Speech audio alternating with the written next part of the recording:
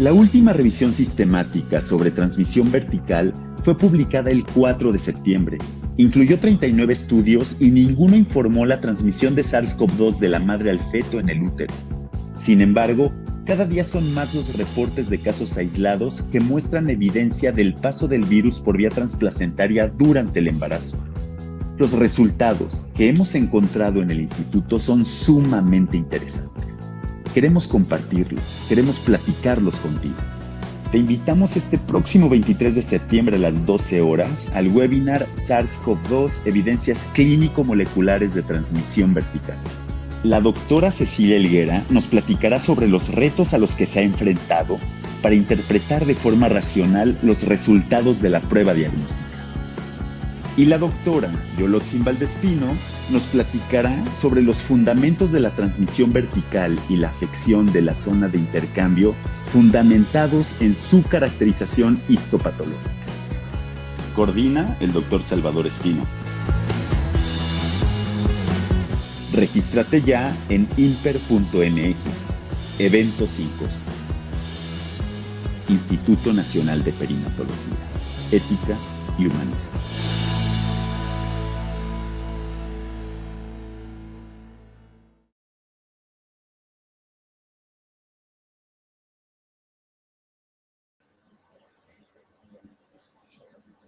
Hola, muy buenas tardes a todos.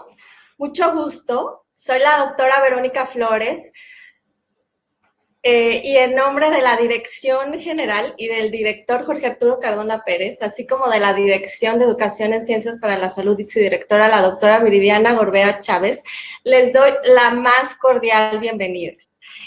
Recuerden que no es necesario que pongan en el chat su correo ni su nombre, la plataforma los va registrando inmediatamente en cuanto ustedes van ingresando a sala.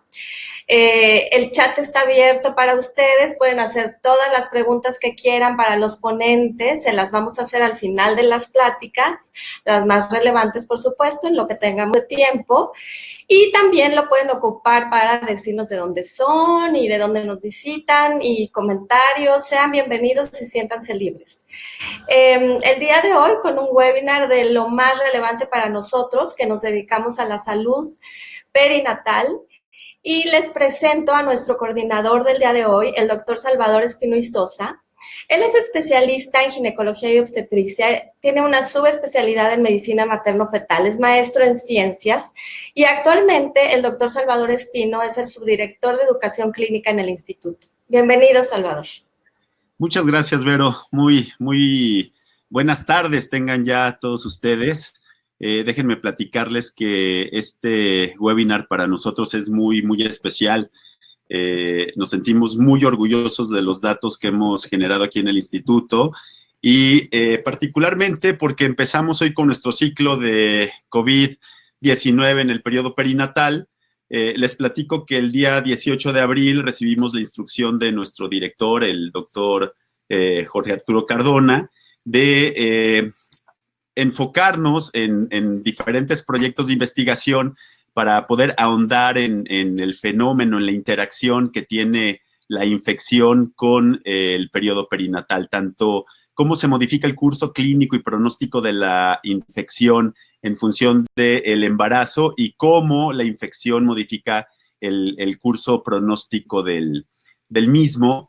Y desde entonces empezamos a articular una serie de proyectos de investigación que engloban el periodo perinatal, el cuidado del embarazo, cómo se modifica la estructura orgánica del instituto para atender a la pandemia, cómo se afecta nuestro instituto, cómo afecta a la mujer embarazada, al feto, la placenta, el neonato. Y pues hoy empezamos con este tema que es particularmente interesante sobre evidencias de transmisión vertical. Como todos saben, al principio de la pandemia, pues surgió esta preocupación sobre cómo la infección podía transmitirse al neonato.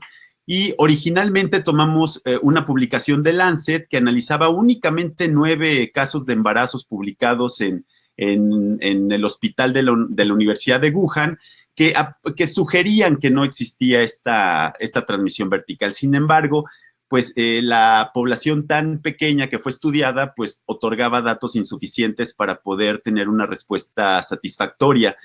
Y en mayo pasado, en el Hospital Universitario de La Paz de Madrid, pues se registró un posible caso de transmisión vertical por COVID-19 madre-hijo, lo que impulsó a muchas áreas de investigación, muchos laboratorios, hospitales, a empezar a hacer un análisis al respecto.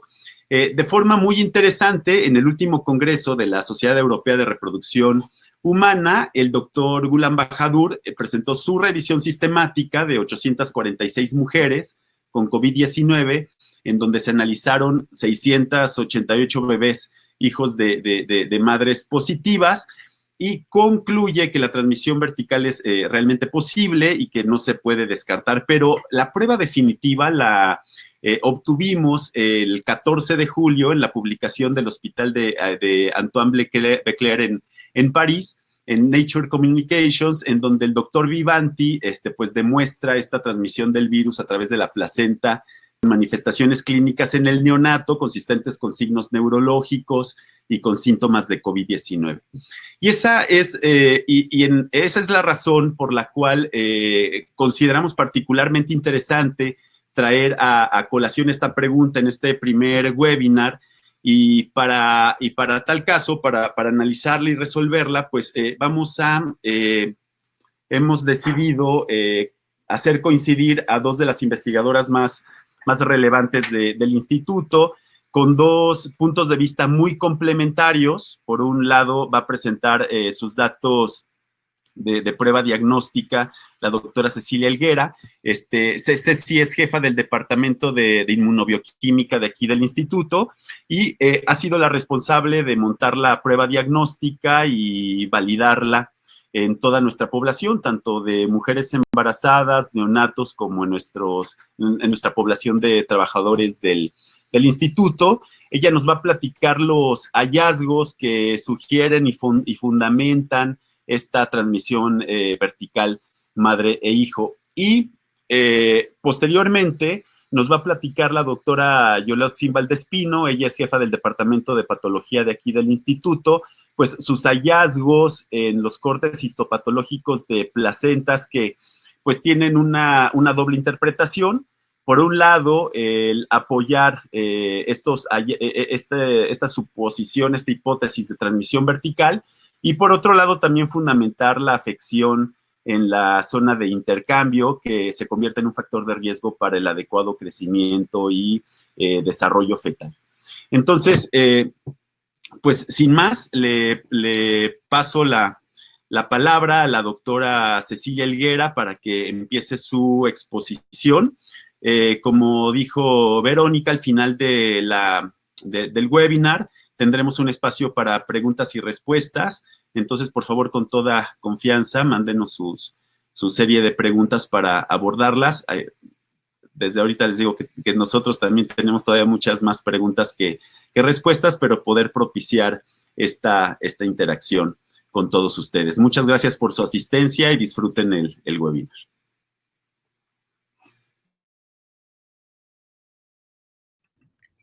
Ahora sí, buenas tardes.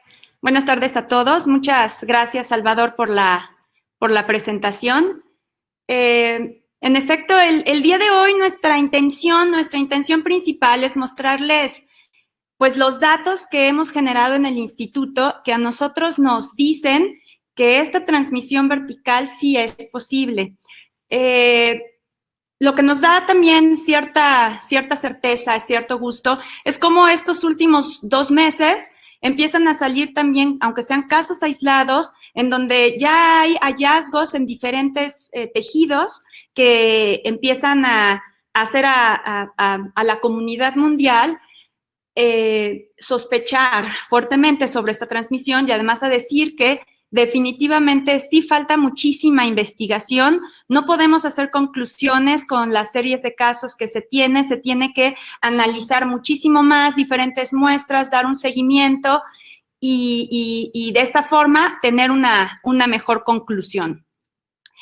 para que nosotros pudiéramos tener toda la información que vamos a presentarles, lo que fue de gran utilidad fue que desde abril de este año nosotros comenzamos a realizar el tamizaje universal de las mujeres embarazadas que se atienden aquí en el instituto. Con este tamizaje universal me estoy refiriendo a que se determina mediante la prueba de diagnóstico por RT-PCR al virus SARS-CoV-2 a toda mujer que ingresa. Y posteriormente, pues al recién nacido, al neonato, pues hijo de mamá positiva o si tiene alguna sospecha de infección. Entonces, pues esto del tamizaje universal es lo que nos da la pauta a cierta relevancia en el trabajo. Primero que nada, yo quería mencionarles este beneficio, el beneficio de que hagamos el tamizaje universal. Este es un artículo que les presento, se publicó desde mayo, en donde en un estudio que se realizó en Nueva York se dieron cuenta de que al realizar un tamizaje universal a las mujeres embarazadas había una cierta proporción, un porcentaje de mujeres que al ingreso a su estancia hospitalaria eran completamente asintomáticas, pero eran RT-PCR positivas para el virus SARS-CoV-2. En este caso, se trató de un 13.5%. La mayoría de ellas desarrollaron síntomas posterior al desenlace de su embarazo. Entonces, inmediatamente estos autores concluyen sobre la relevancia de hacer este tamizaje. ¿Por qué? Pues porque vamos a tener los beneficios, número uno, de determinar el estatus de la paciente y con esto saber de qué manera se le va a atender tanto geográficamente dentro de un instituto como la atención que se va a dar a la paciente, el seguimiento y así para su descendencia. Y, por otro lado, la protección hacia el personal de salud que está atendiendo a mujeres que definitivamente no tienen una sola sospecha de estar infectadas con el virus. Posteriormente, y justamente en este mes, en septiembre, el CDC publica también este nuevo reporte, en donde en realidad nos habla mucho de las características maternas y todo el desenlace que ocurre del embarazo. Pero de manera muy importante, yo quisiera que nos enteráramos en esta publicación en que de toda la población que ellos estudiaron y tamizaron, tuvieron un 26.5% de positividad para el virus SARS-CoV-2. Y de esta población de mujeres, el 54% era asintomática. Lo que estamos hablando de una proporción de mujeres muy grande que entra a su resolución a una estancia hospitalaria y de las cuales hay cero sospechas de que estén infectadas. De manera muy importante en cuanto al desenlace, en aquellos, el estatus conocido de un nacimiento con un bebé pretérmino, el 70% correspondió a las mujeres que habían sido asintomáticas. Esto que nos reporta el CDC, pues nos hace ciertas indicaciones, ciertas recomendaciones. Número uno, pues que por supuesto se les realice el tamizaje a todos los recién nacidos de mamá SARS-CoV-2 positiva. Número dos, que se aíslen a las mamás, aunque sean asintomáticas, y a su bebé del resto de la población. Y con esto vamos a tener entonces, pues el beneficio de proteger tanto al binomio como a otros pacientes que se encuentren en el mismo instituto, en el mismo centro hospitalario y adicionalmente al personal de salud.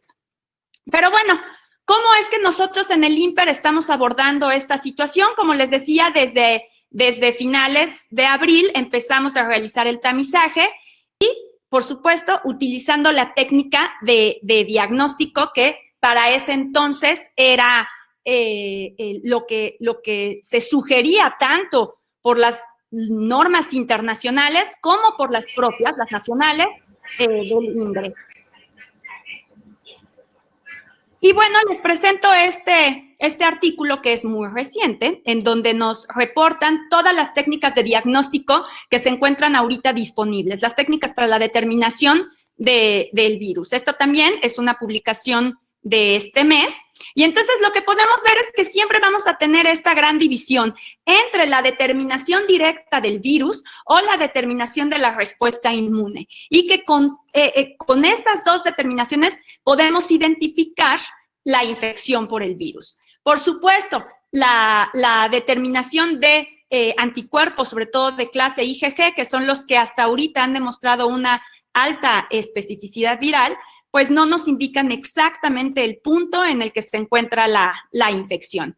Y por lo tanto, estos autores, después de hacer toda su revisión de metodologías, pues concluyen que el estándar de oro continuará siendo la RT-PCR y las técnicas moleculares, con los avances que vayan teniendo, por supuesto, para hacerlas mucho más rápidas, que es lo que necesitamos ahorita, un diagnóstico rápido, seguirán siendo moleculares. En el caso de la secuenciación masiva, esta también es de gran importancia, quizás no diagnóstica por la cantidad o sea, el costo y el tiempo que se requiere, pero sí para la determinación de los tipos virales que circulan en una población.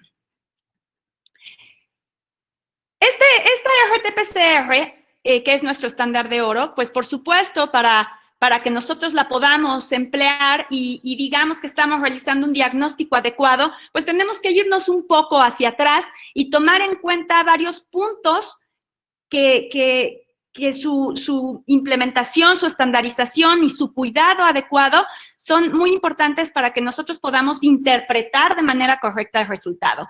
El primero y muy importante es el tipo de muestra que se toma y la toma de la muestra. En el caso del tipo de muestra, pues se han establecido diferentes. En un origen, por supuesto, las muestras de vías respiratorias, como un aspirado o un lavado bronquioalveolar, pues era la muestra número 1. Sin embargo, eso no es posible en la mayoría de los casos. Se demostró que el hisopo nasofaringio era el siguiente tipo de muestra de mejor calidad para recuperar partículas virales, la mayor cantidad de ellas, seguido del hisopado orofaringio. Posteriormente, conforme ha avanzado la pandemia, se ha demostrado, por ejemplo, que el realizar hisopos independientes, es decir, un nasal y un oral, equivale al nasofaringio de cierta forma. Han salido publicaciones que nos han reportado que la saliva puede tener resultados también muy relevantes y pues es mucho menos invasivo que el hisopado nasofaringio. Sin embargo, independientemente del tipo de muestra que se tome, pues lo adecuado es, número 1, elegir el tipo de muestra en donde vayamos a tener mayor recuperación viral y entonces realizar la toma de muestra con el mecanismo adecuado. Es decir, va a ser nasofaringio, tiene que ser nasofaringio, es decir, no podemos tomar muestra hasta donde choca el hisopo, ¿no? Tenemos que levantarlo, tiene que bajar, realmente tiene que llegar a faringe. Si es nasal, sí, a nivel donde choca y, por supuesto, rotar. En el caso de oral, pues también hay que hacer un raspado y tratar de llevarnos la mayor cantidad tanto de pues, las células como de saliva. Entonces, la toma de muestra y este tipo de muestra muy importantes para tener un excelente resultado. Posteriormente viene el medio de transporte, el tiempo del transporte y el almacenaje adecuado de la muestra, si es que no se va a procesar de manera inmediata. Como medio de transporte, pues están los medios de transporte viral. Hay diferentes medios, hay algunos medios que ya traen alguna, dentro de la solución, algo para inactivar a la partícula vírica. Hay quienes no desean inactivar a la partícula vírica, por lo tal es un medio de transporte muy adecuado para mantener la partícula de cierta forma consentida. Y bueno, también podemos recomendar, o el CDC recomienda en sus últimas guías de julio, incluso el uso de solución salina en el caso de que vayan a hacer muestras que se vayan a procesar también de manera inmediata. El tiempo de transporte, esto, pues por supuesto, no en todos los lugares se hace la técnica diagnóstica, sino se envía, y entonces hay que saber, ¿se va a enviar de manera inmediata? ¿Se va a enviar a las 24 horas? ¿Cuánto tiempo va a tardar en ese trayecto para elegir la red con la que se va a transportar? De manera ideal, con hielo seco, para que la muestra llegue de manera adecuada. Hay que recordar que estamos hablando de un virus de material genético que es RNA y que este es altamente termolábil. El almacenaje, lo mismo, vamos a almacenar las muestras para realizar quizás posteriores estudios, una determinación secundaria. Bueno, esto tiene que ser a menos 70 grados centígrados, recordando que el material que estamos utilizando, del que partimos, es RNA. Otro de los puntos importantes es la sensibilidad analítica de la reacción, que es el límite de detección de la prueba. Esto definitivamente va a depender muchísimo del estuche comercial que se decida utilizar, la serie de iniciadores, el mismo equipo de detección que se esté utilizando para la determinación. Hay muchísima información en donde podemos ver cómo los diversos estuches comerciales nos pueden ayudar a determinar, pues, desde 10 copias del virus, 100 copias del virus, algunos de ellos, y pues poder elegir el mejor. La cantidad del material detectado, muy ligado al tipo y toma de muestra. Si nosotros queremos enriquecer la cantidad de RNA, pues necesitamos tomar una mayor cantidad de muestra, quizás enriquecer nuestro medio de transporte con 2 tomas distintas, y que afortunadamente esta cantidad de material detectado nosotros la podemos normalizar siempre utilizando la determinación de un gen endógeno humano que nos indique que siempre estamos extrayendo una cantidad similar de RNA. Pero por supuesto, este estándar de oro, con todos los beneficios que tiene, pues también nos da algunos problemitas. El primero que ha generado gran controversia, pues son los falsos negativos. Y es verdad, a nivel clínico se tienen muchísimos falsos negativos. La RT-PCR es una técnica muy confiable de manera analítica, hablando, pero ya cuando hablamos de la muestra clínica, pues sí tenemos algunas complicaciones. Estos falsos negativos se han reportado que pueden ser desde el 2% de las muestras, una cantidad bastante aceptable de falsos negativos, hasta casi el 40% de falsos negativos, lo cual nos estaría dando una sensibilidad diagnóstica de únicamente el 60% de los casos. Esto es, pues, relativamente grave. Tenemos problemas con la calidad de la muestra, es decir, que el RNA esté degradado. Si el RNA está degradado, no vamos a lograr tener un diagnóstico adecuado. Y esto, bueno, pues por supuesto estará muy ligado al medio de transporte, tiempo, almacenaje y bueno, pues también a la cantidad de material. Las mutaciones que pueden ocurrir en los genes que nosotros estamos tratando de determinar y que nos haga que, pues, las sondas y los iniciadores que estamos utilizando no se unan con esta región por el cambio de alguno de los nucleótidos. Este tipo de error que nos arroja estos falsos negativos puede solventarse un poco ampliando el panel de determinación. Es decir, no vamos a determinar un gen, hay que determinar 2, 3, 4 genes para lograr hacer una excelente determinación. Inhibición de la PCR por componentes del tipo de muestra que se esté tomando, incluso por la extracción de RNA, que quede alguna de las soluciones de alcohol, si a lo mejor fue con trisol, que tengamos cloruro de guanidinio en la muestra. La contaminación cruzada entre las muestras, también un problema importante a resolver, sobre todo cuando estamos utilizando las técnicas menos automatizadas, en donde un mismo analista va a ir pasando procesando muchísimas muestras a la vez. Por supuesto, esta contaminación cruzada entre las muestras, que sí, por supuesto que ocurre, es relativamente sencillo de identificar cuando uno analiza al final las corridas y puede determinar una serie de muestras consecutivas exactamente idénticas. El tiempo de procesamiento, que es otro de los problemas, por supuesto la PCR es una técnica muy rápida respecto a otras técnicas diagnósticas. Sin embargo, pues, aunque sea muy rápida, va a ser una hora de PCR más el tiempo que viene atrás, de la extracción, desde la toma de muestra, desde el transporte de la muestra. Y esto es lo que ocasiona que, pues, sí necesitemos estar implementando mejoras en las técnicas moleculares. Y, por supuesto, que no va a ser lo mismo, hablando en tiempo, el procesamiento de 10 muestras respecto al procesamiento de 50 muestras a la vez. El costo, otra de nuestras limitantes, no es una técnica económica.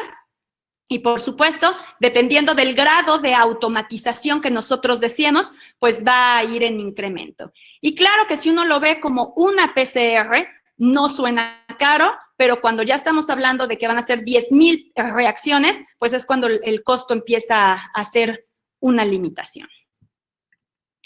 Nosotros en el instituto, fíjense que seguimos utilizando, aunque hemos modificado para incrementar el panel, seguimos utilizando una de las primeras técnicas que se describió a nivel mundial, que fue el protocolo de Berlín, que el INDRE estandarizó y modificó para agregar el gen endógeno de una RNasa humana. Y en este caso nosotros utilizamos un primer set de genes, el gen E, que se ha demostrado que es valiosísima su identificación en diversos kits comerciales, la polimerasa viral, y adicionalmente nosotros metemos 3 fragmentos más de otros genes de envoltura para incrementar nuestra sensibilidad y sobre todo para aquellas pacientes que son negativas pero tienen una alta sospecha. A este respecto, quisiera también mostrarles esta publicación, esta tablita de una revisión que sale en agosto también de 2020. Bueno, de hecho no es una revisión, lo hicieron experimental, la evaluación de diversos kits comerciales y de la técnica convencional con los iniciadores que fueron diseñados de manera original en este protocolo Berlín. Y lo que se demostró es que algunos de los kits comerciales, cuando introducen el gen N en la determinación, es que aumentan su sensibilidad clínica, es decir, disminuye la cantidad de falsos negativos. Y que el protocolo manual de Berlín, incrementando y siempre metiendo adicionalmente este gen E, alcanza exactamente la misma sensibilidad. Entonces, pues nosotros muy contentos de seguirlo utilizando. Y entonces, con esto menciono, es que les vamos a empezar a mostrar algunos de nuestros resultados. Primero, de manera global, lo que hemos identificado hasta el día de ayer, 22 de septiembre, teníamos un total de mujeres analizadas de 1,509, casi el 26% RT-PCR positiva para SARS-CoV-2, equivale a 392 pacientes, y de 325 recién nacidos analizados, tenemos 145 positivos, es decir, el 44.6% de los analizados. Este porcentaje no quiere decir que los bebés se infecten más que las mamás, es simplemente recordarles que nosotros hacemos este tamizaje universal, es decir, todas las mujeres son muestreadas y entonces pues determinamos una población de las que son positivas. En el caso de los bebés, no se muestrean todos los bebés que nacen en el INPER, se muestrean todos los bebés de mamá positiva, los bebés que son algún caso sospechoso, contactos de algún bebé que se ha identificado como SARS-CoV-2 positivo. Entonces, eso es lo que incrementa este porcentaje. Pero bueno, cuando nosotros hacemos ya el análisis un poquito más desglosado de lo que ocurre, pues vemos que de esas 1,509 mujeres que se han muestreado hasta ahora, solo 813 han resuelto su embarazo. Es decir, tenemos una proporción de mujeres todavía que se encuentran dentro del primero, segundo trimestre, entrando al tercer trimestre o incluso algunas pacientes ginecológicas. De estas, tenemos 50 desenlaces que han resultado en un aborto. Esto es nada más en los últimos 4 meses. En el año ya llevamos más de 70, como veremos en la siguiente plática. Por lo tanto, los nacimientos han sido 763. De estos, 190 corresponden a mujeres que fueron positivas para el virus y 567 son negativas al virus al momento de la resolución. ¿Esto nos puede decir algo ya sobre la transmisión vertical? Pues definitivamente no. Tenemos que seguir desglosando los datos e ir dando seguimiento a cada una de nuestras pacientes. Por supuesto, cuando la gente empieza a publicar casos de posible transmisión vertical a nivel mundial, empiezan a surgir las preguntas de si eso es transmisión vertical, no es transmisión vertical, eso es una contaminación, es contacto postnatal. Y entonces sale este artículo del American Journal of Perinatology, en donde se homogeniza o se homologa la definición para la transmisión vertical. De esta forma, vamos a tener 3 tipos de desenlace. El primero es la transmisión intrauterina, la que realmente sería nuestra transmisión vertical. Y esta serie de autores, esos autores nos definen que para decir esto, nosotros tenemos que contar con evidencia de alguna de las 3 categorías que mencionan. La primera categoría es que la mamá sea positiva, no hay otra opción, mamá positiva. La segunda categoría es demostrar que ha habido exposición temprana del neonato. La manera de demostrar esto es ya sea con el hisopado del recién nacido al momento del nacimiento, pudiera ser la determinación del virus en líquido amniótico o la determinación del virus en sangre de cordón umbilical. La tercera categoría es además demostrar la persistencia, es decir, que encontremos al virus todavía en este recién nacido positivo al nacimiento después de 24 horas de vida extrauterina. La siguiente categoría corresponde con la transmisión postnatal, lo que ocurre después del parto. Entonces, aquí también tenemos que cumplir con ciertas características. Seguimos teniendo a la mamá positiva o a una mamá que hubiera estado en contacto con una persona positiva los últimos 14 días. Por supuesto, también vamos a necesitar demostrar que el bebé es positivo en las primeras 24 horas de vida o que pueda ser negativo en las primeras 24 horas de vida, pero inmediatamente después hacerse positivo. Y que tuviera anticuerpos de clase IgM en las primeras 2 semanas de vida. Y esta otra definición, que es muy interesante, es la de la exposición superficial, que corresponde con una viremia transitoria, en donde tenemos que cumplir nuevamente con estas características, nuestra mamá positiva o durante los últimos 14 días o al nacimiento, la muestra del bebé positivo al nacimiento de la exposición temprana, y aquí la diferencia sería que posterior a las 24 horas no hubiera la presencia del virus, es decir, no exista persistencia viral. Entonces, con esta serie de características que se publican, pues es que nosotros empezamos a analizar los datos que tenemos con nuestros pacientes. Y entonces, lo que veíamos es que de estas mujeres con resolución que fueron positivas y que son 190, 94 bebés fueron positivos. Casi el 50% de los bebés de mamá positiva son positivos. Sin embargo, solo 29%, casi el 30%, son los que tienen persistencia hasta después de 24 horas del nacimiento. Y tenemos otro importante, 27%, que a las 24 horas se hace negativa. Entonces, estos son los primeros datos que cumplen completamente con la definición que se está manejando de manera internacional. Tenemos una población de bebés, un 30% de bebés, que en este caso, en el grupo que estamos manejando, corresponde a 28 bebés, que son positivos al nacimiento, que su mamá era positiva en el momento de la cesárea, al menos 48 horas antes de su cesárea, y que siguen positivos posteriormente a las 24 horas. Algunos de ellos siguen positivos por 1 semana, 15 días, o incluso tenemos bebés positivos de un poco más de tiempo.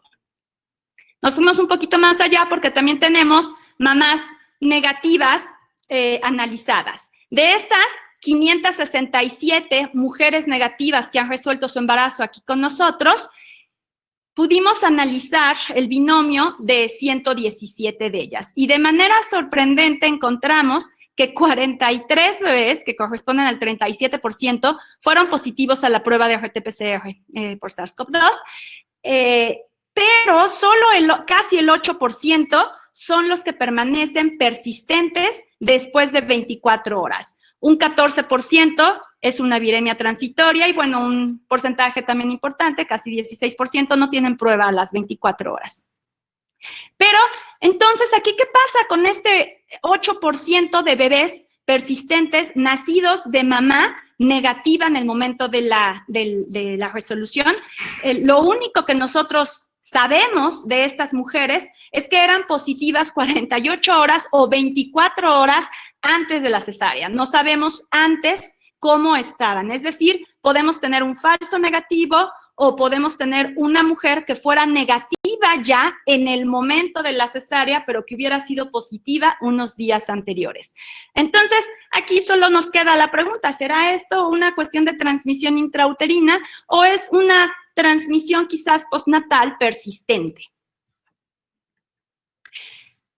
Para continuar con un poco más de profundidad, es que decidimos analizar también los líquidos amnióticos. A pesar de que por definición el encontrar al bebé recién nacido positivo y a las 24 horas positivo, si su mamá era positiva, ya eso nos da herramientas para sospechar de la transmisión vertical, quisimos analizar los líquidos amnióticos. Por supuesto, el análisis de cada una de las muestras que hemos tenido en nuestras manos pues ha sido complejo. Número uno, pues por la estandarización de la técnica molecular desde la extracción.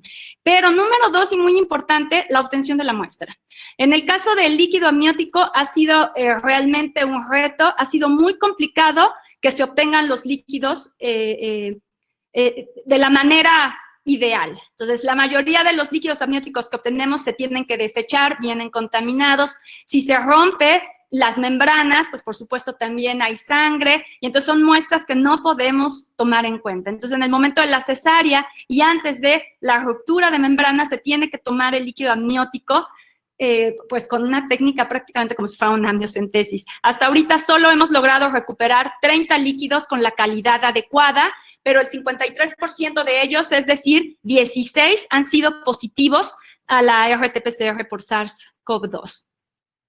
Quisimos indagar un poquito más sobre estas 30 pacientes con sus 30 líquidos amnióticos y lo que encontramos es lo siguiente. De estos 30 binomios con 16 líquidos amnióticos positivos, 14 recién nacidos eran positivos al momento del nacimiento y persistentes, de esos 14, solo 10 fueron persistentes hasta posterior a las 24 horas de vida. 2 fueron con una viremia transitoria y desafortunadamente 9 bebés no se analizaron a las 24 horas. Entonces, el tener el binomio positivo más los 16 líquidos amnióticos con 14 bebés positivos y 10 bebés persistentes, pues nos sigue haciendo apoyar esta hipótesis de que sí existe la transmisión vertical.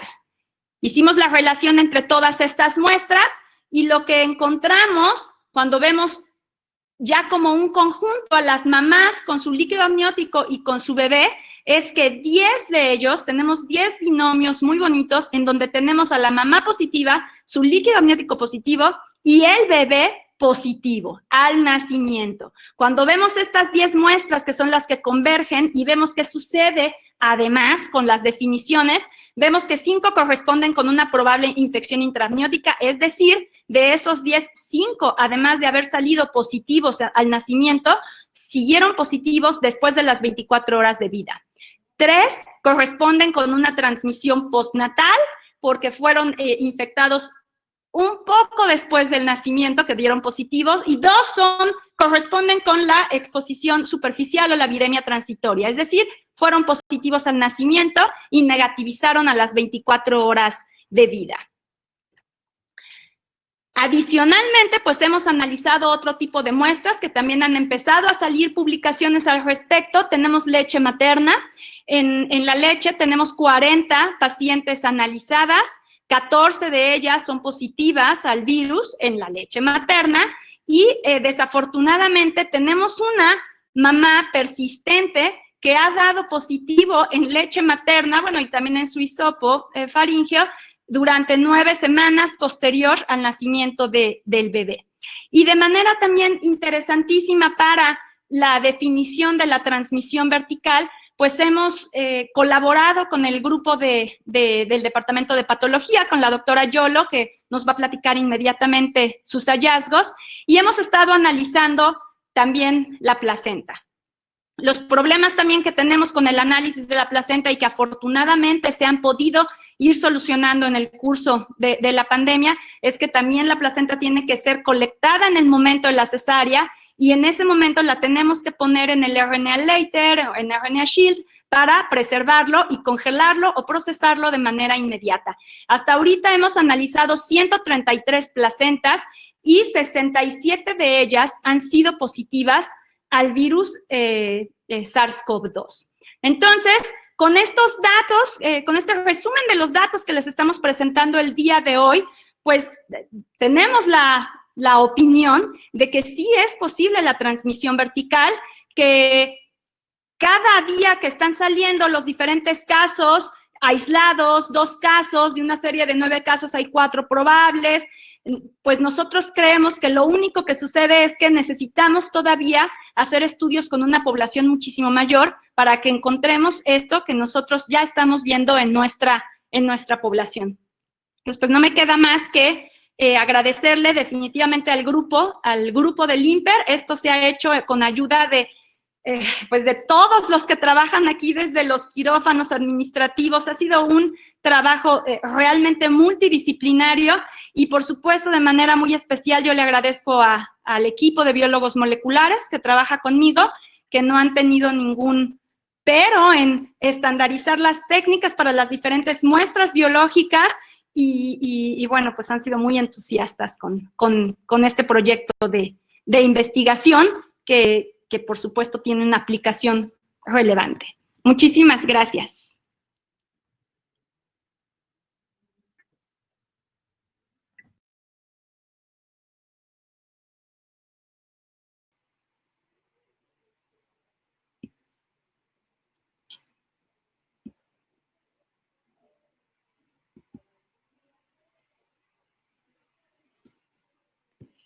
Listo. Muchas gracias por la invitación. Definitivamente para nosotros ha sido un gran reto, como bien menciona la doctora Ceci, en relación a la obtención de nuestros resultados y a nuestros resultados preliminares, porque este estudio retroprospectivo, pues definitivamente ha sido todo un reto en relación también desde el punto de vista morfológico y para nosotros los patólogos. Definitivamente la placenta sabemos el rol que desempeña en el binomio, ¿no? En el trinomio, y sabemos además que tiene evidentemente y forma parte evidentemente de una respuesta fetal, es decir, es parte de la protección fetal, es parte de la nutrición fetal, es el pulmón, el riñón, el hígado del bebé cuando está de manera intrauterina. Entonces, partiendo de este punto, es la importancia que nosotros hemos observado y correlacionado de manera multidisciplinaria en el hallazgo y la correlación no solamente morfológica, sino la correlación con las pruebas maternas, la correlación con los hallazgos o los desenlaces perinatales. El día de hoy vamos a compartir los resultados que hemos estado obteniendo. Como bien menciono, ha sido difícil, sobre todo por la clasificación. Hemos tenido experiencia con otros virus. Zika virus nos enseñó muchísimo, y el abordaje que estamos nosotros realizando justo en esta pandemia ha sido algo parecido a lo que hemos venido realizando estos últimos 3 y 4 años. Citomegalovirus también es otro virus que nosotros hemos estado estudiando de manera muy interesante, la respuesta placentaria, el sincitio trofoblasto, los receptores que están en la placenta y que evidentemente son parte de la transmisión vertical. Como bien mencionamos, creemos nosotros de manera muy directa que es posible la transmisión vertical. Nuestros hallazgos se han estado representando de manera interesante desde marzo y abril, cuando comenzó la pandemia. Han salido publicaciones, claro que hay publicaciones de patología placentaria. Es importante mencionar que la población que el instituto atiende es una población enferma, es una población que tiene enfermedades adyacentes y subyacentes como lo es diabetes, como lo es obesidad, enfermedad renal crónica. Entonces, estas características clínicas definitivamente repercuten en lo que el patólogo está observando cuando hacemos la evaluación histológica. Hay artículos como este que les estoy presentando bastante interesantes porque ellos hacen una correlación morfológica sesgando quizá un poco las características clínicas, pero curiosamente lo que ellos encuentran de manera muy persistente es un daño vascular. Un daño vascular, ¿no? Son características morfológicas que cuando nosotros las vemos al microscopio, lo primero que pensamos pues es un proceso parecido a la preeclampsia. Esta entidad denominada vasculopatía decidual, que puede ser en sus tres conceptos morfológicos, aquellas que tienen necrosis fibrinoide, aquellas que tienen aterosis aguda, perivasculitis crónica, vasculopatía hipertrófica, es una constante que se ha estudiado en toda la serie de casos, de reporte de caso y serie de caso. Entonces, aquí podemos nosotros observar las características, ¿no? Vemos que hay corangiosis, que hay infartos, hay hipoplasia vellosa, son placentas chiquitas, hay ausencia en la remodelación de las arteriolas espirales con necrosis fibrinoide. Una de las características más interesantes, además, es que este fenómeno de malperfusión vascular materno está asociado con alteraciones vasculares fetales. Entonces, es interesante mencionar esto porque la mayoría de los casos que se están evaluando son en embarazos de término, ¿no? Es en el tercer trimestre. Este otro artículo está bastante interesante porque nuevamente menciona las características morfológicas en pacientes positivas, ¿no? a SARS-CoV-2. Y lo que se encuentra, pues han sido una serie de asociaciones en relación a las semanas de gestación. La evaluación que se está haciendo desde el punto de vista morfológico, o la mayoría de los reportes de caso, está ligado o se ha estudiado de manera muy interesante exclusivamente, si no es que casi exclusivamente a las pacientes que tienen embarazos de término. Como podemos ver en esta tabla, la mayor parte de los casos son placentas mayor de 36 semanas, que las pacientes evidentemente tienen una patología subyacente. Y esto es muy importante considerarlo porque a veces es una característica importante que nosotros tenemos que considerar cuando estemos evaluando la placenta. Vemos nosotros todo el patrón morfológico, el espectro morfológico que hemos observado tanto en el instituto como en las publicaciones, incluso en las revisiones sistemáticas, es muy constante. O sea, estamos observando datos de malperfusión vascular materna, estamos observando corangiosis, fibrinoide perivelloso, vasculopatía decidual, infartos, placentas hipotróficas, hipoplásicas. Estamos observando además un fenómeno de malperfusión vascular fetal y todas estas características que bien se ha escrito que tienen asociaciones interesantes con desenlaces neurológicos al mediano y largo plazo. Entonces, en este artículo se revisan estas características y se empata lo que se ha estado describiendo recientemente. Vemos entonces un daño vascular severo de la placa coriónica, vemos que hay depósito de fibrina en la pared, vemos que hay hipertrofia de la capa muscular y estas características que incrementan la calidad del flujo definitivamente repercuten en la morfología placentaria. Entonces, cuando nosotros estamos analizando la placenta, lo primero que tenemos que pensar como patólogos es cómo va a repercutir este fenómeno morfológico asociado al desenlace perinatal y además asociado a la salud materna, ¿no? Bien sabemos que está perfectamente descrito y asociado el fenómeno de malperfusión vascular materna con cardiopatías, por ejemplo, o con enfermedad renal. Entonces, y además que tiene un componente fetal también, ¿no? Con alteraciones neurológicas, con alteraciones renales, síndrome metabólico, lo que se le denomina programación fetal. Entonces, el hecho de encontrar estos hallazgos que se repiten, ¿no? Que están saliendo a la luz este tipo de reportes de casos, esta serie de casos, este análisis morfológico, acompañado además de ciencia básica, en donde se están analizando los receptores, los ACEs, ¿no? Principalmente, existen o no en la placenta, hay mucha controversia, muchísima controversia en las revisiones. Entonces, formamos parte de la experiencia en relación a esta gran pandemia. Este artículo, buenísimo, este artículo es uno de los primeros que de manera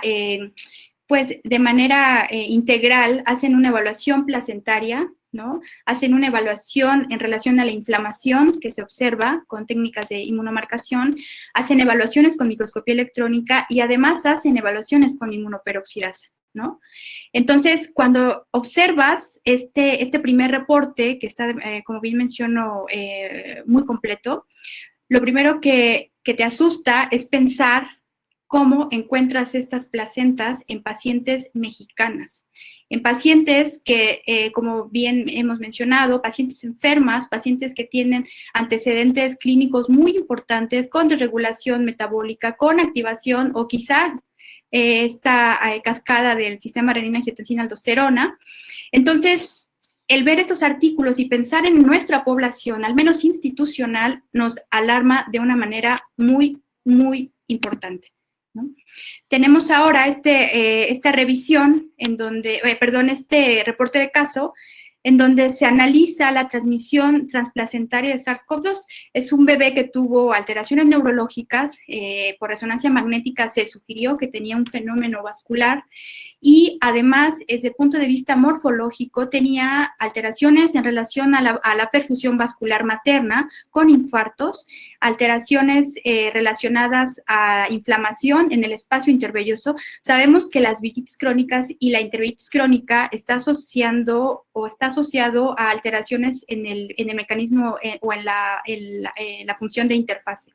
Entonces, tener inflamación en el espacio intervelloso nos activa estrés oxidativo, nos activa cascadas proinflamatorias, citocinas, y todos estos mediadores generan una alteración placentaria muy, muy severa y evidente.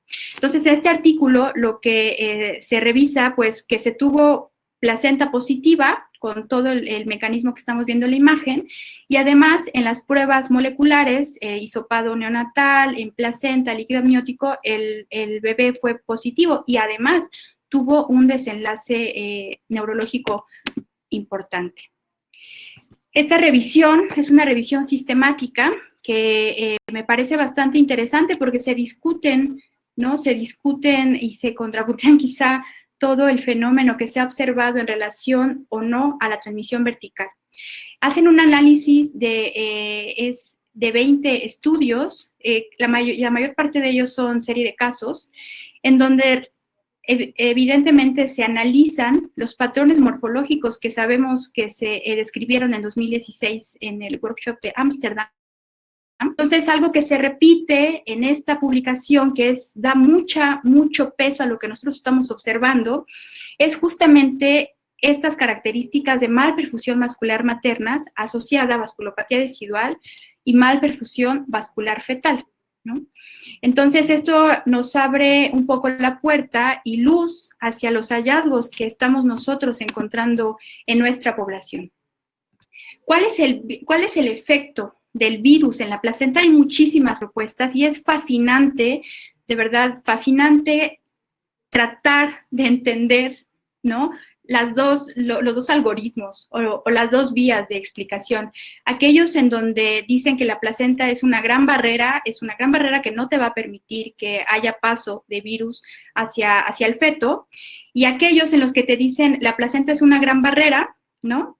En donde generalmente no hay paso, pero cuando se tiene una entidad clínica que altere esta zona de intercambio, entonces probablemente haya un evento disruptivo en el citotrofoblasto y las vellosidades. Consecuentemente, este fenómeno, al menos en SARS-CoV-2, sabemos que hay receptores que tienen una presión muy acentuada en el endotelio, ¿no? Las arteriolas deciduales juegan un papel muy importante en este fenómeno de malperfusión vascular materna. Entonces, ¿cuáles son las propuestas de lesión? No lo sabemos, ¿no? Lo estamos estudiando, tenemos características vasculares, que ahorita vamos a revisar, y tenemos características de hiperinflamación placentaria. Antes se le denominaba placentitis. Entonces, este fenómeno que nosotros estamos observando y la relación constante en pacientes positivas y su alteración morfológica es muy, muy, muy fuerte esta correlación. Entonces, tenemos nosotros, ya bien mencionó la doctora Ceci, 133 placentas analizadas de pacientes con diagnóstico de SARS-CoV-2. Hicimos este análisis, fue complicado, algunas de estas placentas, todas las manejamos en fresco y bueno, ha sido un reto también para nosotros los patólogos enfrentarte al hay o no transmisión, ¿no? Entonces, algo que quiero yo compartirles es que hemos encontrado este fenómeno vascular muy, muy evidente. Tenemos vasculopatía decidual hasta en el 40% de nuestros casos. Quiero mencionar, antes de continuar, que nuestra población es una población enferma, ¿no? Nuestra población, siendo una población enferma, entonces hay que evaluarlo como tal, sobre todo para hacer nuestras correlaciones. Se ha presentado, como bien dije, hasta el 40% vasculopatía decidual, daño arteriolar decidual, necrosis fibrinoide, aterosis aguda hasta en el 26% de los casos. Las características morfológicas son más severas cuando son en embarazos de término. Curiosamente, lo que vemos en preeclampsia, cuando una paciente tiene diagnóstico de preeclampsia, estas características histológicas las ves en preeclampsias tempranas. Entonces, estamos encontrando ahorita, en este momento, necrosis fibrinoide o una vasculopatía más severa en embarazos de término. Asociaciones, hay que seguir estudiándolo. Tenemos estatus de hiperinflamación de las membranas fetales, ¿no? Casi es el 16%. Y tenemos nosotros también alteraciones vasculares maternas y fetales. En relación, tenemos un porcentaje bien interesante en trombosis aguda del cordón umbilical y trombos intervellosos. Entonces, como ven, esto es en pacientes con diagnóstico molecular. En placentas de pacientes con diagnóstico molecular para SARS-CoV-2, positivas al mismo. Y aquí yo les traigo una figura en donde podemos observar en la figura A estas características que estamos nosotros describiendo. Vemos que hay inflamación subcorial, la mayor parte está constituida por macrófagos, vemos algunos neutrófilos, incluso con cariorexis. Tenemos además la constante lesión vascular fetal relacionada a la gran vasculatura de la placa coriónica con disminución luminal, con obliteración del 40-50% en la figura B de este caso. Y además, de manera interesante, vemos que hay trombosis subaguda, vemos que hay recanalización, como lo vemos en la figura C, en la figura D, vemos que hay pues un evento vascular que está generando remodelación en la pared. Vemos que hay endarteritis, hay inflamación en los grandes vasos de la placa coriónica y vemos también vellosidades avasculares, que sabemos que es una alteración crónica, ¿no?, de malperfusión vascular fetal. Crónica me estoy refiriendo en la placenta aproximadamente hasta 3 semanas. Entonces, o 2 semanas, 2 o 3 semanas. Entonces, cuando nosotros comenzamos a observar estos hallazgos y los relacionamos con placentas positivas por PCR a SARS-CoV-2, tenemos 67 placentas analizadas desde el punto de vista morfológico y desde el punto de vista molecular, y nuevamente se repite pues este patrón morfológico. El 30% de estos casos están asociados a vasculopatía decidual, el 22% están asociados a inflamación aguda y crónica. Es más frecuente que veamos nosotros inflamación crónica y la infiltración son por macrófagos. Tenemos un 22% de intervellitis crónica activa Y entonces, cuando nosotros analizamos estos datos, pues comenzamos a preocuparnos porque sabemos que hay un fenómeno vascular, ¿no? Que viene o que está en la cara materna, pero además se agrega un fenómeno inflamatorio, un estatus de hiperinflamación placentaria, que si lo traducimos o si nosotros hacemos la correlación morfológica, como patólogos podemos estarnos precisamente imaginando cómo está afectada la zona de intercambio. Hay inflamación, hay liberación de citocinas, hay células, hay detritus, hay fibrinoide, hay remodelación. Entonces esto evidentemente pues repercute en la perfusión placentaria, en el intercambio de nutrientes, en la producción hormonal, en el intercambio de estratos bioquímicos, ¿no? Y además está generando un fenómeno de estrés oxidativo, el tener inflamación, el tener infartos, el tener daño vascular. Entonces, estas características para nosotros han sido muy relevantes, sobre todo cuando lo estamos abordando en el tercer trimestre. Sin embargo, hemos tenido casos de partos pretérmino, tuvimos casos de un aborto, en donde se presentan estas características en conjunto, un daño vascular con ausencia en la remodelación de las vellosidades y un fenómeno inflamatorio severo con infartos y con seguramente liberación de todas las citocinas que podamos nosotros observar en la placenta. Entonces, al hacer esta correlación, tenemos la fortuna, pues, de que tenemos un equipo multidisciplinario y estamos en contacto directo todo el tiempo con la parte clínica, con los neonatólogos, pediatras, con los clínicos obstetras, con los clínicos materno-fetales. Entonces, a nosotros nos ha servido de aprendizaje de una manera impresionante para SARS-CoV-2 y para toda la patología perinatal que hemos estado evaluando.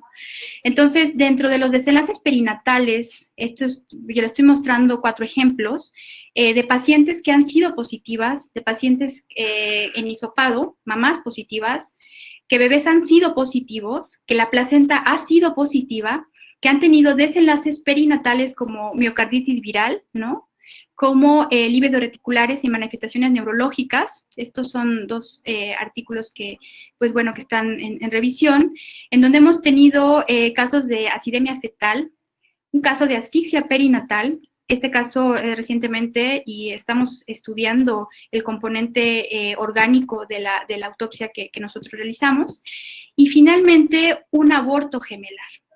Entonces, cuando nosotros como patólogos estamos abordando desde el punto de vista morfológico y vemos que existe un aborto y vemos que hay partos pretérmino y vemos que hay tanto daño vascular y vemos además que hay un componente inflamatorio placentario y además sabemos que los receptores de enzima convertidora de angiotensina es más frecuente que los encuentres en el primero y segundo trimestre, entonces comenzamos a estudiar de manera importante pacientes en el primero y en el segundo trimestre.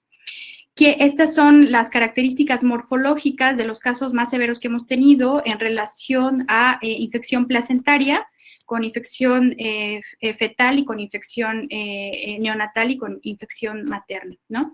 Entonces vemos que hay intervellitis.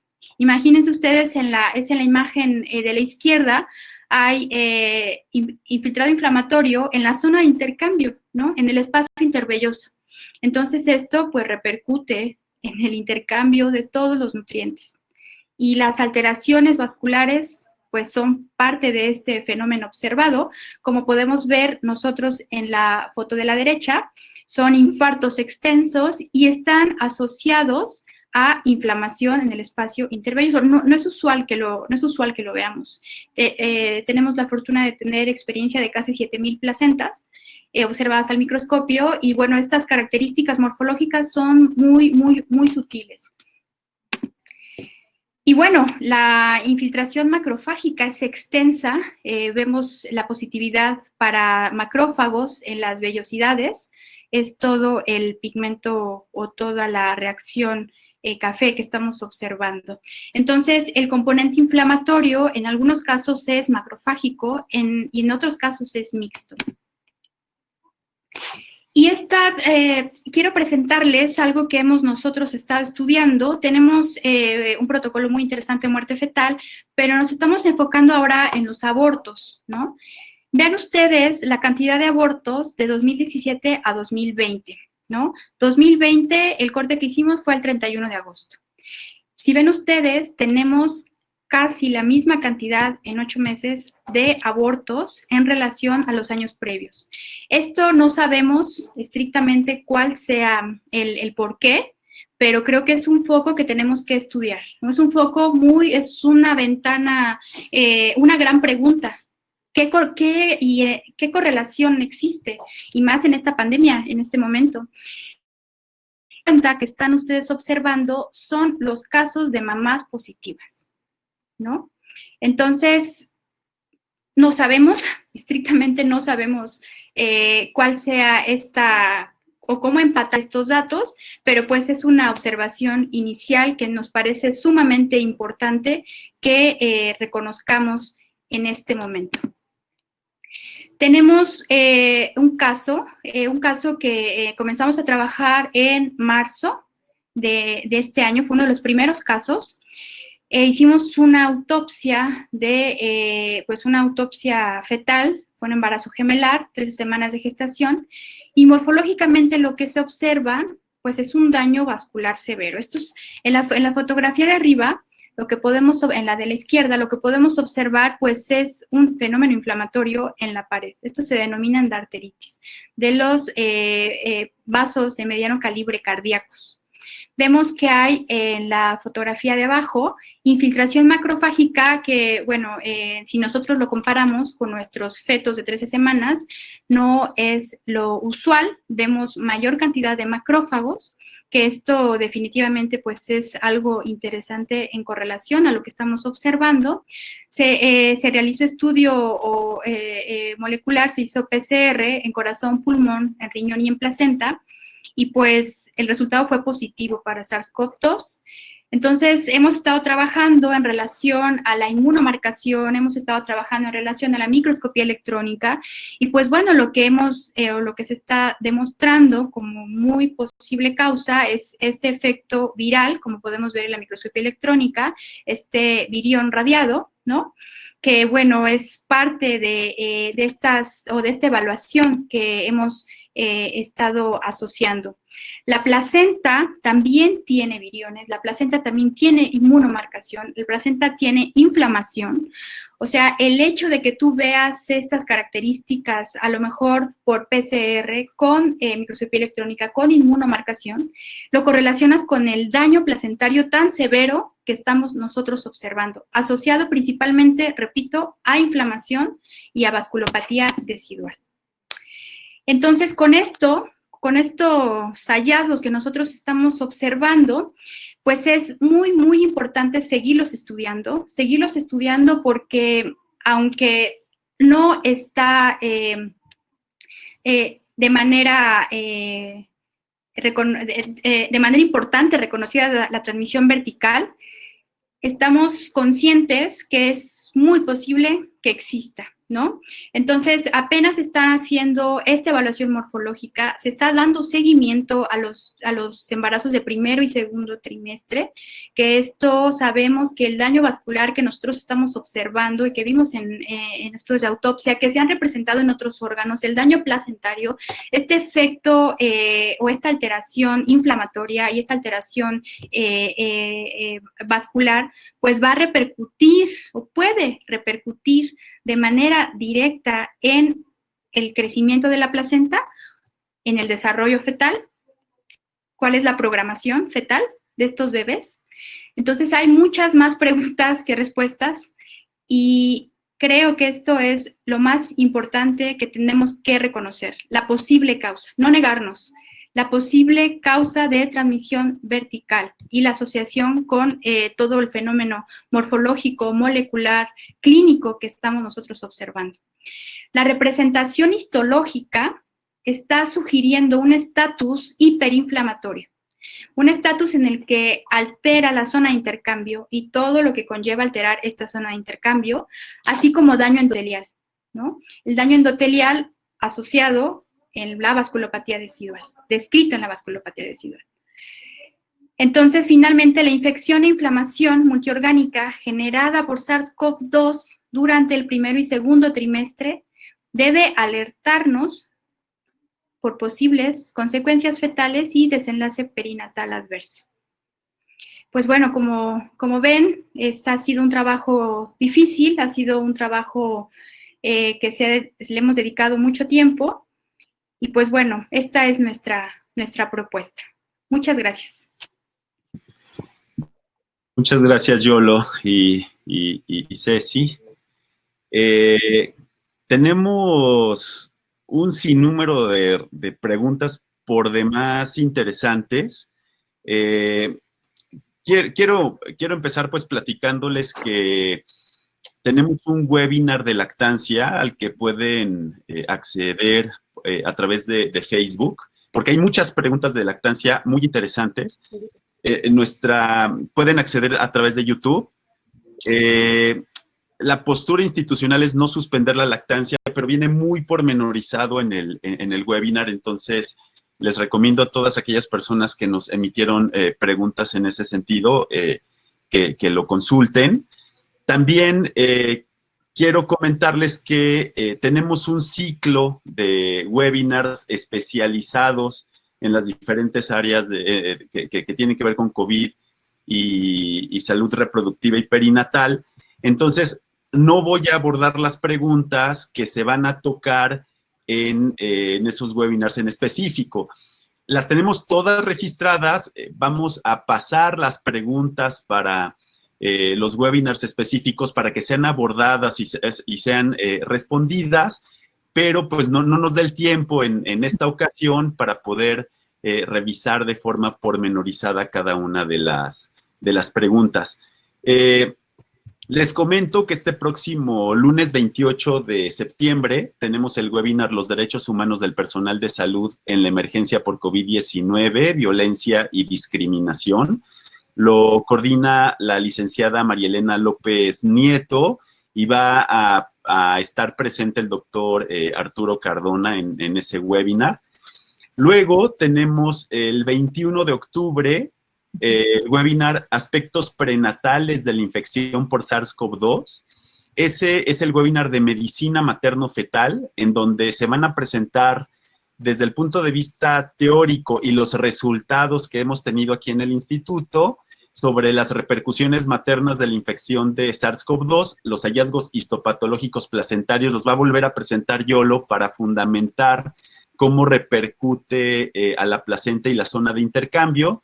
Y también se van a presentar repercusiones fetales de la infección, que hay muchas preguntas también ahorita al respecto. Luego, el 14 de octubre, tenemos un webinar titulado Panorama de la Salud Mental en México y las complicaciones por COVID. Este es un webinar interesantísimo que coordina la maestra Ana Ibarra Medina Mora. Reúne a un grupo de expertos en psicología y psiquiatría y los retos a los que se ha enfrentado el equipo de salud mental para atender complicaciones y vulnerabilidades cuando damos la noticia y cuando se trata de dar seguimiento. El 4 de noviembre presenta la doctora Isabel Villegas y la doctora Cecilia Helguera la epidemiología hospitalaria. Un poco la afección del COVID sobre el personal de salud y la reconversión hospitalaria para poder atender la pandemia. El 18 de noviembre es el webinar de neonatología. Ese lo coordina la doctora Alejandra Coronado. Ella es la subdirectora de neonatología de aquí del instituto. Y bueno, pues el objetivo es exponer la experiencia institucional sobre distintos aspectos de la pandemia en atención neonatal y se va a profundizar nuevamente en lactancia materna. Tenemos el 25 de noviembre otro de epidemiología. Tenemos el 2 de diciembre con el webinar de COVID-19 y embarazo, es decir, toda la evaluación obstétrica. Lo desarrolla el doctor Mario Rodríguez Bosch, subdirector de ginecología y obstetricia del instituto. Entonces, vamos a reservar las preguntas que tienen que ver con estos ya aspectos más particulares y para que las respondan también los expertos y la gente que más ha estado en contacto con estos clínicos. Pero bueno, vamos a platicar un poquito. Tenemos algunos minutos de interacción. La doctora Evaluz Rodríguez comenta que en madre negativa, PCR tomada al ingreso, en una PCR negativa al ingreso, el bebé nace positivo. Esta es una pregunta supongo, para Cecilia. ¿Puede decirse que la madre tenía poca virilidad? Sí.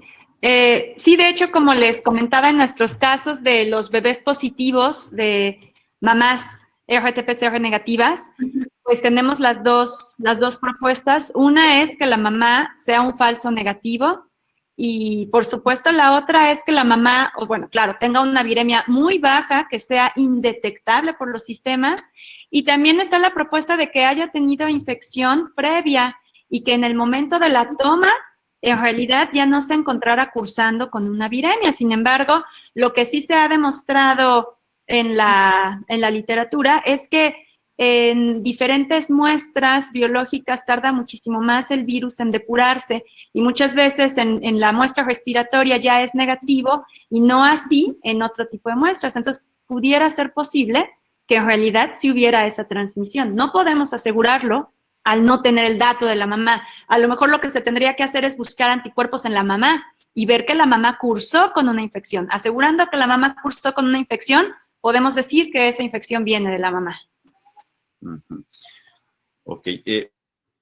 La doctora Yolotzin Valdespino nos preguntan si, dados los hallazgos histopatológicos compatibles con la fisiopatología inicial de la preeclampsia temprana, la infección por COVID-19 puede incrementar el riesgo de preeclampsia temprana o modificar su gravedad.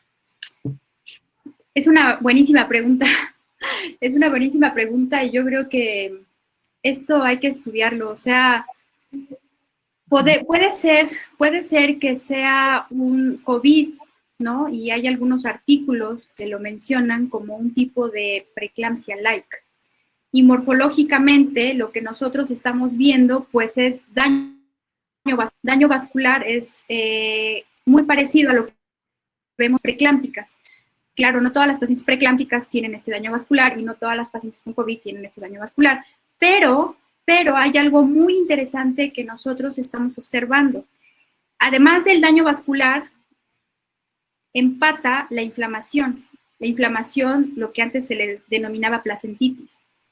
Entonces, quizá estas características puedan orientar a este componente morfológico y asociarse a SARS-CoV-2, ¿no? Ahora, el hecho de cómo desligar una preeclampsia temprana o tardía, ¿no? O sea, cómo desligar preeclampsia y cómo desligar COVID, creo que es complicado en este momento. Y a lo mejor hay que analizarlo desde el punto de vista clínico, o sea, a lo mejor hay factores angiogénicos, o sea, eso se tiene que desmenuzar, pero morfológicamente empatan, ¿no? Estas características entre COVID y entre preeclampsia. Ahora, no toda, la vasculopatía residual también se presenta, como bien sabemos, en lupus, por ejemplo, o en pacientes que hemos observado en pacientes que tienen enfermedad renal crónica, nunca digo 4 o 5. Entonces, desligarlo uno de otro puede ser complicado. Esto habrá que hacer análisis estadísticos y estas variantes creo que sí hay que tomarlas en cuenta cuando hagamos esta evaluación. Sí, y el problema que tenemos con el estándar de oro, que no nos permite distinguir preeclampsia de preeclampsia light, tendríamos que recurrir a marcadores angiogénicos, como lo dices perfecto, un índice CFLT1-PLGF para poder hacer esta distinción, porque sí, como lo comentaste, pues está incrementada la prevalencia de preeclampsia en pacientes COVID positivas con el problema del estándar de oro. A la doctora Cecilia Helguera, le pregunta el doctor Misael Jerónimo del Río, al tener el problema de falso negativo con un margen tan amplio como del 40%, ¿Cómo se puede seguir confiando en este resultado o qué alternativas habría? Sí, en efecto, tener un margen tan amplio de verdad es catastrófico. Por eso lo más importante es buscar la manera de tener una prueba que reduzca esa cantidad de falsos negativos. Sin embargo, lo que se sugiere en las normas es que un resultado negativo de un paciente altamente sospechoso no es suficiente para darlo por negativo. Se recomiendan las pruebas simultáneas. Una es una prueba tomada el mismo día que sale negativo, que a veces no es exactamente el mismo día de la toma. Otra propuesta es 3 días después de la toma. E incluso todavía se puede realizar la toma en una ventana de 10 días después de la primera prueba negativa. Otra alternativa, por supuesto, es el ampliado del panel de genes virales que se determinan para tratar de buscar que quizás no estemos dando con un blanco por alguna mutación de ese paciente en particular, del virus que tiene. Entonces, sí hay esas alternativas y sí es muy importante no quedarse con una sola prueba negativa ante una alta sospecha. Incluso en las altas sospechas sí está la alternativa de la determinación de anticuerpos, los de clase IgG, no mediante pruebas rápidas, sino mediante una ELISA de las que ya están estandarizadas y evaluadas. A pesar de que una determinación positiva de anticuerpos IgG no nos dice realmente que se trate de una infección activa, en el contexto de un paciente con la sintomatología sospechosa y RT-PCR negativa, sí nos puede ayudar para hacer el diagnóstico. Sí, claro. Doctora Valdespino, el doctor César Lara Torres pregunta si en la respuesta inflamatoria de la placenta COVID hay alguna población de linfocitos que predomine. Sí, esto hay que estudiarlo. Hay linfocitos T, ¿no? Pero bueno, en la placenta no vas a encontrar linfocitos B, a menos que, o células plasmáticas, a menos que tengas un componente viral y un componente viral como CMV, un DNA, ¿no? Solamente hemos hecho esta evaluación de subpoblaciones, linfocitos T, ¿no? CD3, es lo que abunda. Hemos tenido CD56 positivos, NK, sobre todo en el trofoblasto extravelloso y en la decidua, y la infiltración macrofágica extensa en las vellosidades. ¿Qué es lo que abunda? Realmente es lo que abunda. O sea, el patrón morfológico que nosotros estamos evaluando, ¿no? Siempre te orienta. Células plasmáticas, piensa CMV o sífilis. Macrófagos, actualmente piensa Zika. Y hay macrófagos también en SARS-CoV-2. Y ahora los linfocitos sí es una subpoblación que no es tan frecuente observar en la placenta, a menos que tengamos estos BUES, ¿no? Esta villitis no específica o de etiología desconocida, en donde sabemos que predomina más los linfocitos T y que tiene que ver más bien con un rollo inmunológico, como algo parecido al rechazo placentario. Lo que predominan son macrófagos. Gracias, doctor Lara. Para la doctora Cecilia Helguera, voy a tratar como de resumir 3 preguntas que emite la doctora Irma Coria, la doctora Eva Luz Rodríguez, un poco al respecto de qué utilidad de anticuerpos, IgM e IgG, en recién nacidos como criterios de transmisión vertical. ¿Cuál sería la utilidad clínica de la interpretación de los anticuerpos? Y si pueden ser interpretados en función de que le otorgan inmunidad al paciente. Pregunta compleja. Sí, de entrada, para el asunto de la transmisión vertical, sí está definido el hallazgo de los anticuerpos de clase IgM. Sin embargo, ha habido una discusión importante en el caso de que hay publicaciones en donde se encuentran estos anticuerpos IgM en el recién nacido, sin embargo es negativo para el virus y la mamá es negativa para el virus, y como hasta ahorita estas pruebas para determinación de IgM se han visto que cruzan con algunos otros tipos virales, no se ha considerado como el hallazgo único suficiente para la demostración de la transmisión vertical. Sin embargo, si la mamá es positiva para el virus, el hallazgo de IgM en el recién nacido sí es de relevancia como dato molecular para la transmisión vertical. Entonces, eso es importante. En el caso de la IgG al nacimiento, bueno, estamos hablando definitivamente de la IgG materna. Nosotros sí hemos encontrado en algunos binomios anticuerpos de clase IgG en el recién nacido.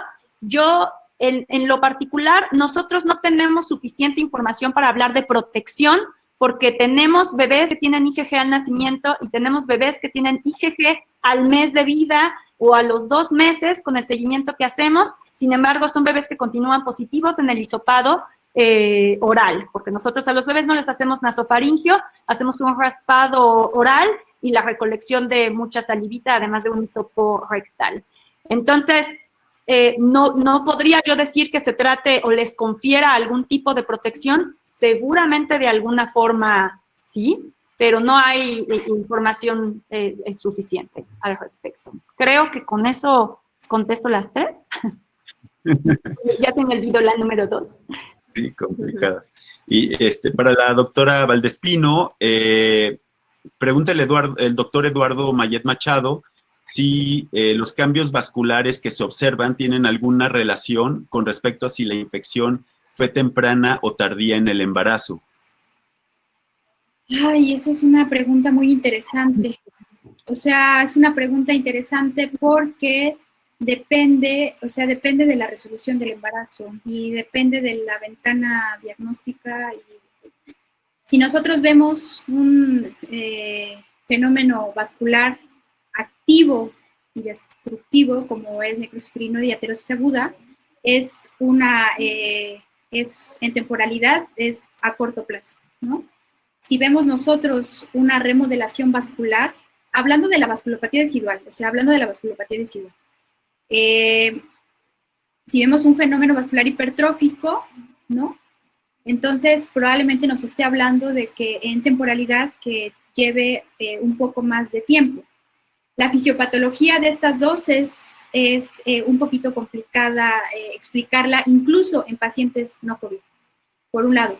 Por otro lado, las características morfológicas que nosotros vemos en placentas de pacientes con este diagnóstico, en relación a la placa coriónica, entonces ahí sí está, o se puede determinar en temporalidad, quizá, que sería un poquito atrevido, pero nos puede hablar de que es un fenómeno agudo, subagudo o crónico, ¿no? Agudo, vemos que hay trombosis masiva, que hay y infartos recientes, un fenómeno subagudo, que hay obliteración, ¿no? Pero alcanza un poco a la remodelación. Y crónico es que hay, hablando de vasos, recanalización, como una de las microfotografías que mostramos. Ahí vimos que había un vaso con recanalización. Vimos que había un vaso que tenía algunas áreas recanalizadas, otras áreas más con obliteración por fibrina, y las masivas o las agudas, abruptas, que son las que te dan esa trombosis extensa en el cordón umbilical o en la gran vasculatura de la placa coriónica. Esa es la única forma. Asociarlo con el tiempo puede ser quizá un poquito complicado, ¿no? Pero sí nos habla horas, ¿no? En agudo nos habla quizá de días en subagudo, y nos puede hablar hasta un poquito más de días o unas semanas de crónico. En los vasos es complicado porque pues sabemos todo el efecto que tiene de suplir, ¿no? Y en intercambio, pero más o menos esto es hablando de manera, lo que vemos en otros órganos.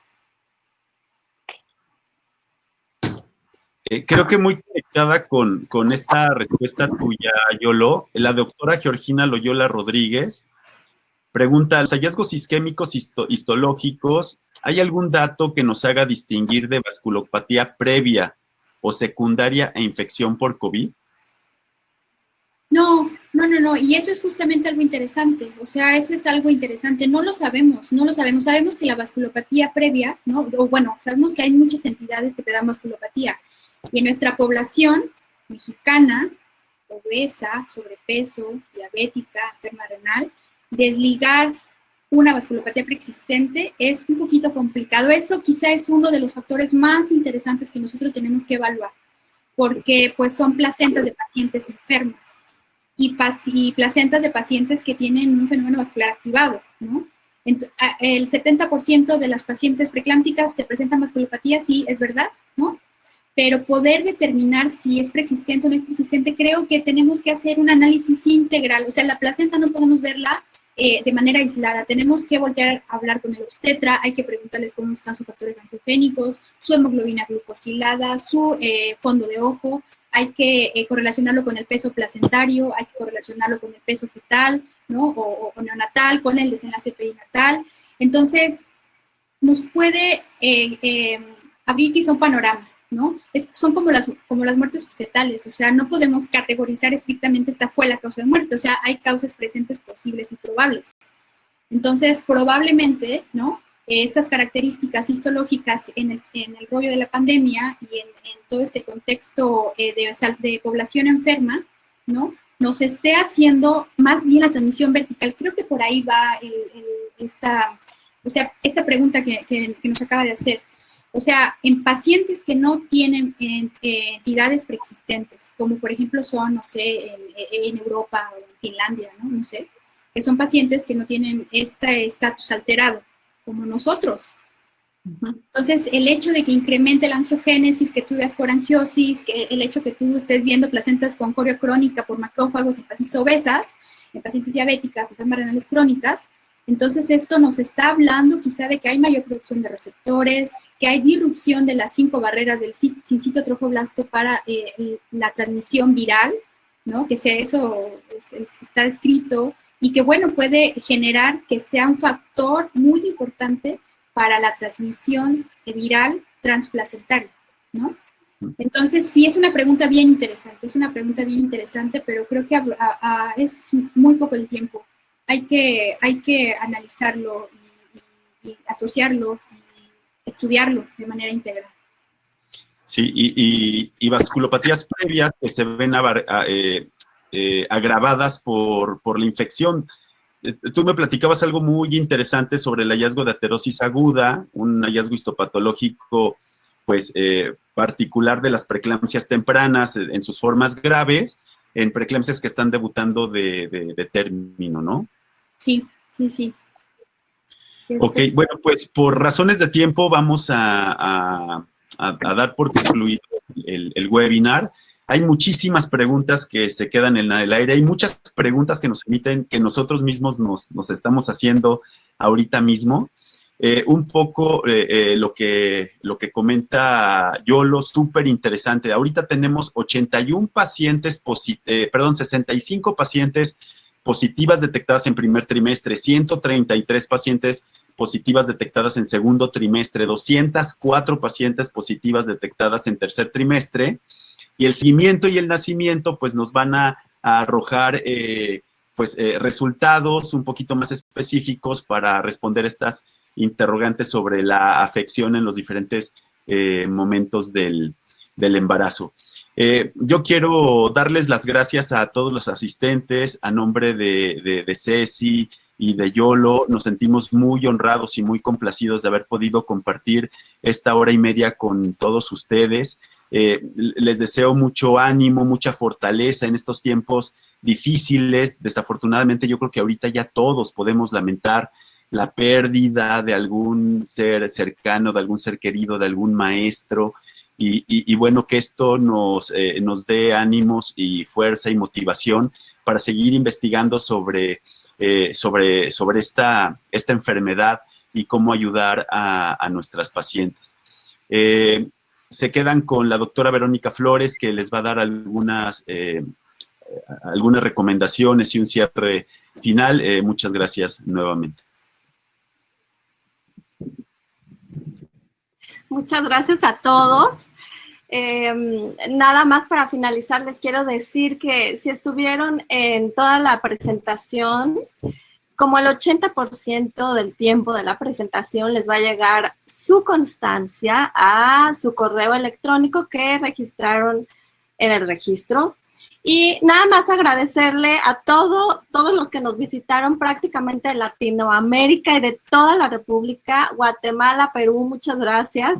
Muchas gracias Michoacán, Chihuahua, Tula, Torreón, Durango, Baja California Sur, León, Guanajuato, San Luis Potosí, Tepatitlán, Estado de México, en todos lados, Chalco, Temuaya, Toluca, San José del Rincón, en Oaxaca, Aguascalientes, Cuautla, Iguala, Tuxtla Gutiérrez, Tapachula, Culiacán, Sinaloa, Temuaya, Cholula, Guadalajara. Muchísimas gracias. Por favor, síganos en nuestras redes para que vean lo que les interesa de webinars en el futuro. Y por lo pronto nos vemos el 28 y pasen súper linda tarde. Muchas gracias.